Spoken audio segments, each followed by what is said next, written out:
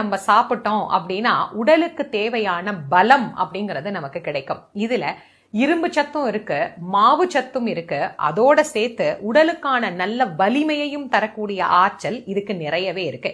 இந்த பனங்கிழங்க நம்ம சாப்பிட்டோம் அப்படின்னா ஒல்லியா இருக்கிற குழந்தை கூட நல்ல புஷ்டியா வளரும் அப்படின்னு நம்ம சொல்லலாம். அந்த அளவுக்கு இது ரொம்ப ஆரோக்கியமானது. குறிப்பா சக்கரை வியாதி இருக்கிறவங்க இதை எடுத்துக்கிட்டாங்க அப்படின்னா அவங்களையும் காப்பாத்திக்கலாம், அவங்க பரம்பரையையும் காப்பாத்திக்கலாம். பரம்பரைக்கே சக்கரை வியாதி வராது அப்படிங்கிற ஒரு கிழங்கு இருக்கு அப்படின்னா அது இந்த பனங்கிழங்கு தான். ரத்த சோகையை நீக்கக்கூடியது இந்த கிழங்கு. அதோட இல்லாம உடல் சூட்டை குறைக்கக்கூடியது. ஏன்னா இந்த பனையிலிருந்து வர எல்லா பொருட்களுமே குளிர்ச்சி தன்மை உடையது. அது இந்த கிழங்குலயும் இருக்கு. குறிப்பா இந்த பனங்கிழங்குல நிறைய நார்ச்சத்து இருக்கு. நீங்க பழம் சாப்பிட்டீங்கனாலே தெரியும், அப்படியே நார் நாரா வரும். அப்போ இந்த கிழங்குல எவ்வளவு நார்ச்சத்து இருக்கு.